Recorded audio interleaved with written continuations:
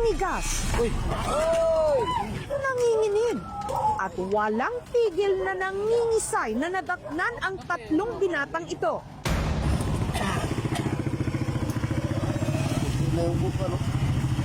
Taga saan kayo itong mga to? Look. Dali nila kayo sa ospital. Ang isa sa kanila, kahit hirap ng kontrolin ang pangingisay, pilit pa rin bumabangon. Baka mag-zombie na yan. Habang ang isa pa, nawalan naman ng malay at nagsuka. Ay! Nagsuka na. Ayun o, bula na yung isaw. Patagilid ninyo, patagilid. Malulunod yan kung sa bagan niya. Parang inatake na hindi mo malaman. Kala nga namin lasing mo. Mahirap dito, baka nakadrugs. Ayun na nga. Yun nga, parang nagurpot. Nakababahala, bakit bigla-bigla at sabay-sabay silang nangisay? Dali nila kayo sa ospital. Baka mag-zombie na yan.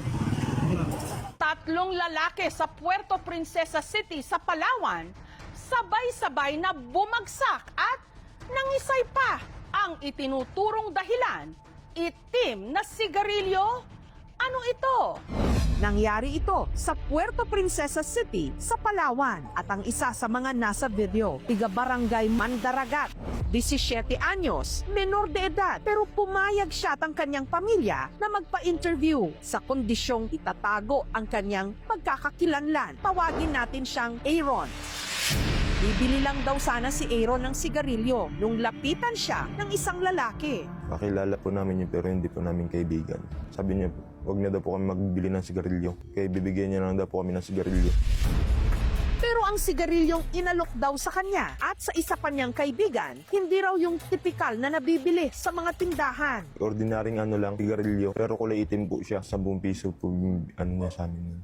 Dahil unang beses daw ni Aaron na makita ang sigarilyo na yon, naengganyo siya. Ang gusto lang po namin tikman yun. Yung binigay niya po sa amin, may sindi na po. Yung nag-alok po sa amin, siya po yung unang nag-hits ng sigarilyo. Sabay ako po, sunod po yung isang kasama ko. Pero ilang sandali lang matapos nila itong hit-hitin, Yung katawan namin parang nag-clamps, bigla po kami bumagsak. Hindi na po makontrol yung sarili. Yung parang yung may pumipigil sa katawan mo po. Uy! Dali nila kayo sa ospital. Nakikita ko po maraming tao sa paligid. Yung katawan lang po yung hindi ko makontrol. Napili niya mas tayo. Baka mag-zombie na yan. hanggang sa may dumating na ambulansya para sila'y saklolohan. Hindi yan sila na-aksidente. Mga nakaano lang yan. Tambay lang yan dyan. Oh. Bigla na lang nagbagsak. Sabay-sabay pa man din sila. Sina Aaron agad isinugod sa ospital.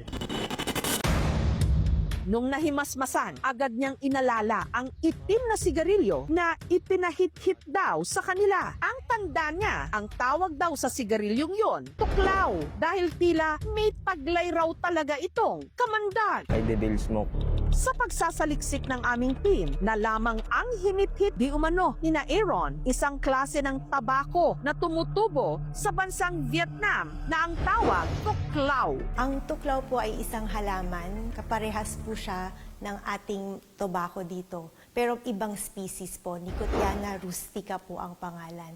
Wala po ito sa Pilipinas. Ang native na distribution po ng Nicotiana rustica ay sa South America. Dito po sa Asia makikita siya, particularly sa Vietnam, sa Bangladesh, saka sa India. Ang tuklaw po ay ginagamit talaga para sa smoking. So, ikukumpara po natin yun sa ordinaryo na sigarilyo. Para siyang nanigarilyo ka ng more than 20 sticks ng cigarette a day. Sa 1 gramo lang po yun. So, ganun ka-concentrated kapag hininga natin siya, didiretso po yun sa utak. Lolokohin niya yung utak natin para mag-release ng feel-good hormones. So, isa po dito yung tinatawag natin na dopamine. Kaya po nakaka-addict ang nicotine.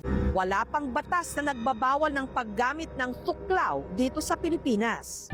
Dahil sa taas ng nicotine content nito, ang sobra-sobrang paggamit ng tuklaw maaring magdulot ng pagsusuka, Ay!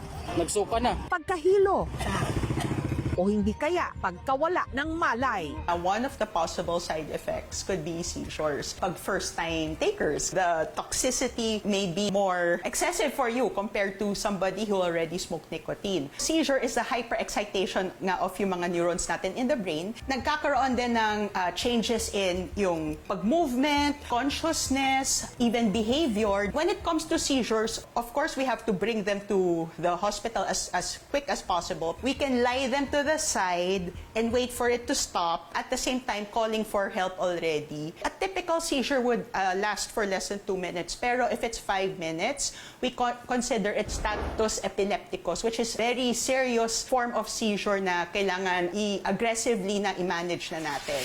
Pero saan nga ba galing ang tuklaw na inalok kina Aaron?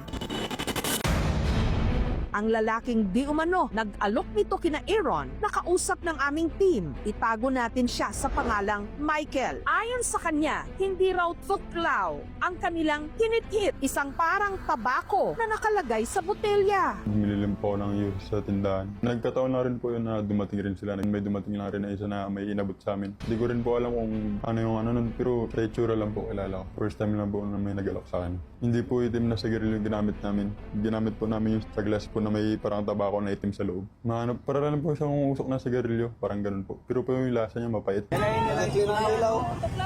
Sabay paglakad po namin ng mga ilang hakbang, bigla po kami nagbagsak kasi may nakita na akong tuldok na nagalapit na nagalaki. Ang pamunuan ng barangay Mandaragat agad nag-imbestiga. Wala po siyang maipakitang picture sa amin during that time. So kami po yung nag-search, pinakita namin sa kanya yung picture na ito at kinumpirma niya na ito yung kanilang ginamit.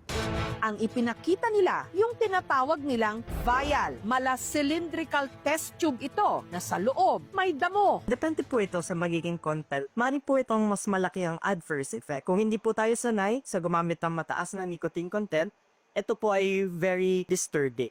Samantala, habang ginagawa ang ulat na ito, ayaw pang magbigay ng opisyal na pahayag ang mga otoridad kung tuklaw o vial ba ang sanhi ng pangingisay ng mga binata, lalo't wala silang na-recover na ebidensya. Hindi pa po natin tuko yung laman. Meron na po tayong mga leads. Hindi lang po natin may divulge yung ibang information. At after po na kumpleto natin yung ating investigation, ay papaalam po natin sa ating mga kababayan kung ano po talaga yung nilalaman nitong vial at nitong sigarilyo. Yung dalawang minor, yun po ay nanindigan na ito ay kulay itim na sigarilyo. Ang isa naman ay umamin siya, yung item na yun talaga ang ginamit nila. Ang tatlo isinailalim sa drug test. Napag-alaman po namin na dalawa ang negatibo at isa yung positibo. Magkakandak po kami ng mga intelligence operation. I-identify po namin kung sino po ang nagpapadala, nagpapakalat nitong mga bagay na ito. Hihingi rin po kami ng tulong sa iba't ibang government agencies upang maiwasan na po, ma-eradicate na yung pagpasok at pagkalat ng mga ganitong bagay dito sa lungsod ng Puerto Princesa. Bukod pa sa pag-alok ni umano ng tuklaw, na pag-alaman ng aming team na may iba pang reklamo laban kay Michael. Una, nariyang pinagbantaan di mano niya ang uploader ng nag-viral nilang video. May nagtitreat sa akin. May nagchat sa akin na isa sa mga nangisay na pinapabura yung video. Nakipag-usap ako na huwag idama yung pamilya ko. Nag-blatter na agad ako. Wala po akong binabanta doon. Sinabi ko po sa kanya, pa-delete na lang po ng video. Marami po yung chat na kung anong pinagsabi niya sa akin. Nag-take daw po ng marijuana, ganun, sabi niya. Hinihira po siya. At sa video na kuha sa kanila, makikitang si Michael may gamit na motor na di umano nakaw. Nakilala kasi ito ng mismong may-ari ng nakapanood sa video. Na-confirm po natin na nakaw po yung motorcycle. Siya po ang suspect according po dun sa ating mga witnesses. So siya po ang papailan natin ng kaso. Di ko rin po alam na nakaw po yan. Bili ko po siya sa online lang rin. Bili ko po ng 8 Nagtaka rin ako ba't bininta niya ng ganong kamura. Sa Ngayon po is nakuhanan na po natin ng statements yung mga witnesses and for filing na po yung kaso natin ng motor napping. Na po hindi na maano ng ibang bata, hindi na nila tikman yung sigarilyong ganun. Huwag tayo basta take ng kung ano-ano. Huwag basta-basta sumama sa mga kaibigan na hindi sila sigurado. Usok na inakala nilang laro. apoy pala ng kapahamakan. Dali nila kayo sa ospital. Kaya bago magpadala sa tukso, maging babala sana ito. Uy! Sa maling uso at maling mga kasama, ang isang hit-hit lang Ay! Nagsuka na. pwedeng maging huling hininga. Magsumbi na yan.